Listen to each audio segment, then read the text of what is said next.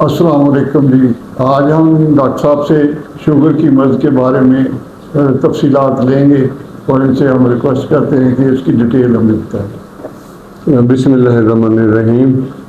Sugar کا مرض جیسے ہے ساری دنیا میں بڑھ رہا ہے، پاکستان میں اس طرح بڑھ رہا ہے اور پچھلے چند سالوں میں مریض کئی گنا ہو گئے.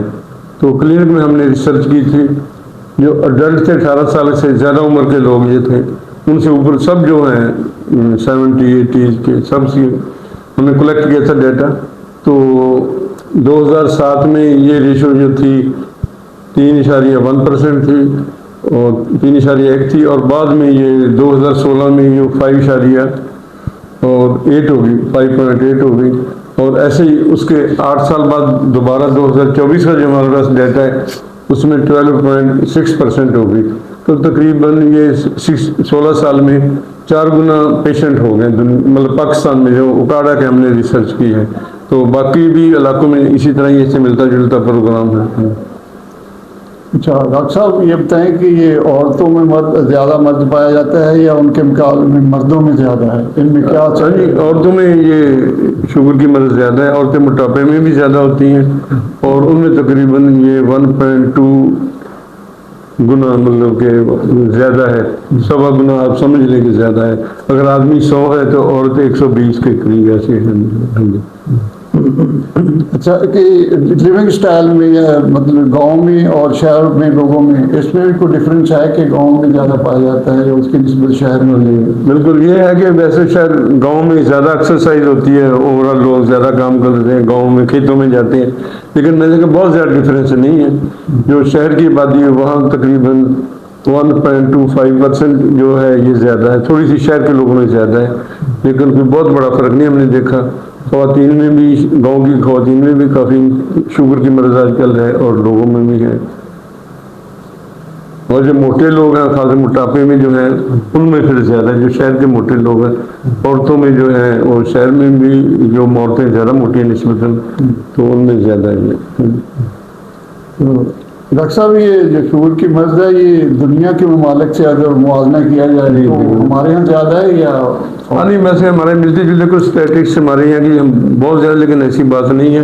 جو افریقہ میں تقریباً ہے 9 سے 10% ہے. ایسے ہی انگلینڈ میں جو ہے دنیا میں کم ہے، ان کے جو جنرل پریکٹیشنر سے ڈیٹا لیا ہے اس میں 7% ہے. اور چائنا میں ایسے ہے کوئی 11.9 سے لے کے 13% تک ہے چائنا میں.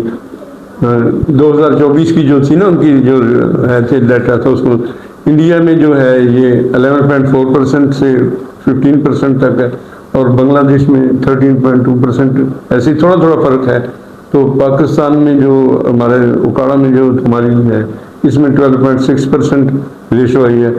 تو امریکہ نے 15 سے زیادہ، دنیا میں 15 سے 16% امریکہ میں لوگوں کو یہ مرض ہے جو اڈلٹ ہیں، جو بڑے 18 سال سے زیادہ عمر کے لوگ ہیں. تو ڈاکٹر صاحب کیا اس کے بڑھنے کی جو وجوہات ہیں اس کے بارے میں کچھ آپ؟ ہاں جی بالکل ایگزیکٹ نہیں پتا کہ کیوں تیزی سے بڑھی شوگر، مطلب ایک جگہ روکنے اور بڑی سپیڈ سے، مطلب کہ کسی کو بھی ہو سکتی ہے، لیکن فیملیز جو ہے خاندان جن میں شوگر چل رہی ہے اگر ان کے آپس میں کزن کی میرج ہو جائے تو ان میں زیادہ بہت چانسز ہیں. لیک آف ایکسرسائز ہے کہ لوگ ورزش، لائف سٹائل بدل گیا، لوگ بیٹھے رہتے ہیں زیادہ، موومنٹ کم ہے، جسمانی ورزش نہیں ہے. اور جو ہے موٹاپا ہے وہ بھی پہلے سے بڑھ گیا ہے، اس سے بھی کافی وزن بھی بڑھتا ہے اور شوگر بھی بڑھتی ہے.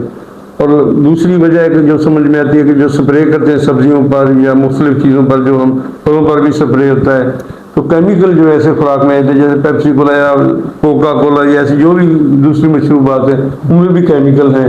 شاید ان کا افیکٹ ہے کہ پینکریاس کے جو سیل جہاں سے ہماری انسولین بنتی ہے وہ وقت سے پہلے ڈیمیج ہو جاتے ہیں. تو اس کے اب نوجوانوں میں بھی کافی شوگر آ رہی ہے.